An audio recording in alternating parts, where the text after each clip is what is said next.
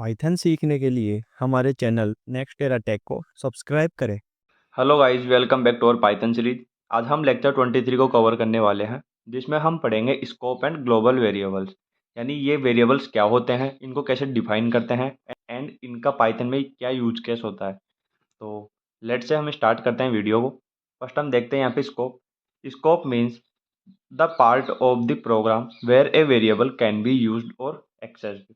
यानी इसका मतलब हो गया कि एक वेरिएबल कहाँ तक विजिबल है या कहाँ तक काम करेगा, ये डिसाइड कौन करता है? Scope variable.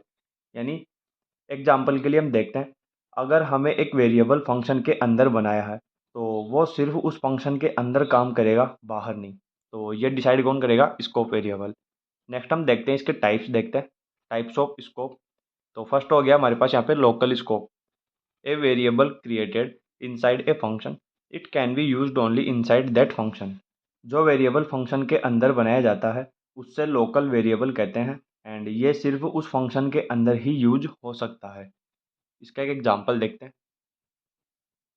ये सिंपल से एक एग्जांपल है लोकल स्कोप का। Def show a is equal to 10, print of a and show. तो आउटपुट आया हमारे पास यहाँ पे 10। तो इसमें क्या हुआ है, यहाँ ए सिर्फ शो फंक्शन के अंदर बनाया गया है, इसलिए अगर आप फंक्शन के बाहर प्रिंट ए करोगे तो एरर आएगा। ये सिर्फ फंक्शन के अंदर वैलिड है, ये लोकल स्कोप है। नेक्स्ट हम देखते हैं global scope. A variable created outside all function, it can be used anywhere in the programme.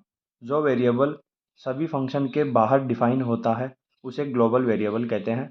वो पूरे प्रोग्राम में कहीं भी यूज हो सकता है। एंड ये इसका सिंपल सा एक एग्जांपल है। इसमें लिखा हुआ है x is equal to 20, def show print of x show and print of x।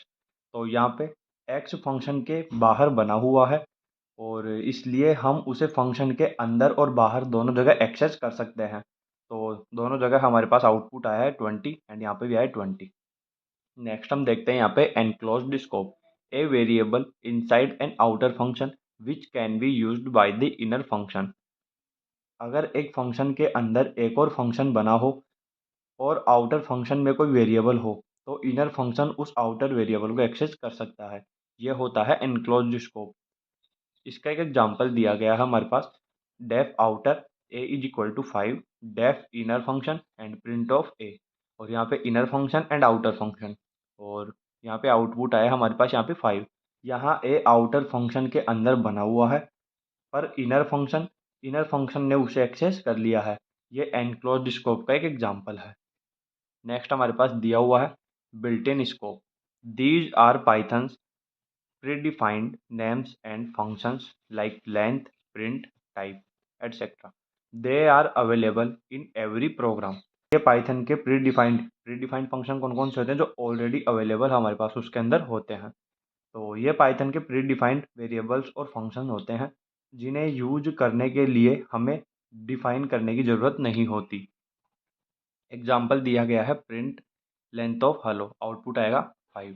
तो ये एक लेंथ फंक्शन का हमने यहाँ पे यूज किया है, जो हमने प्रीवियस क्लास के अंदर फुल डिटेल में पढ़ा हुआ है।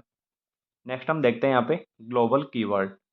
The global keyword is use to change और modify a global variable inside a function. अगर हम फंक्शन के अंदर किसी ग्लोबल वेरिएबल को मॉडिफाई का मतलब चेंज, अगर मॉडिफाई करना चाहते हैं तो हमें ग्लोबल कीवर्ड का यूज करना पड़ता है। एक एग्जांपल दिया गया है x is equal to 10, def change global x, x की वैल्यू यहाँ पे है 50, change and print of x। तो आउटपुट आया हमारे पास यहाँ पे 50। तो इसमें क्या हुआ है, नॉर्मली फंक्शन के अंदर बनाए गए वेरिएबल लोकल होते हैं, पर अगर हम ग्लोबल लिख देते हैं तो वो वेरिएबल वहाँ पे ग्लोबल बन जाता है। फंक्शन के अंदर भी चेंज हो सकता है। तो यहाँ पे क्या हुआ है, x इज इक्वल टू 10 है, लेकिन हमने अगर ग्लोबल लगा के उसके अंदर चेंज किया है तो x इज इक्वल टू 50 हमने चेंज कर दिया, जो कि हम लास्ट में जब प्रिंट करवाते हैं x को तो आउटपुट आएगा हमारे पास यहाँ पे 50। नेक्स्ट हम देखते हैं यहाँ पे importance of scope. Controls where variables can be accessed. तो वेरिएबल का एरिया कंट्रोल करता है, मतलब वेरिएबल कहाँ तक वैलिड है ये स्कोप बताता है। Avoids confusion between local and global variables. Confusion कम करता है, लोकल और ग्लोबल वेरिएबल्स में डिफरेंस क्लियर हो जाता है। Makes codes easier to understand and debug. Code समझने में आसानी होती है, हर वेरिएबल का रोल और लाइफ टाइम क्लियर होता है। ये वीडियो हमारा यहीं पे कंप्लीट होता है। अगर आपको वीडियो अच्छा लगा हो तो वीडियो को लाइक करें एंड चैनल को सब्सक्राइब करें। मिलते हैं नेक्स्ट लेक्चर में। Thank you for watching this video. तब तक के लिए आपको बहुत बहुत धन्यवाद।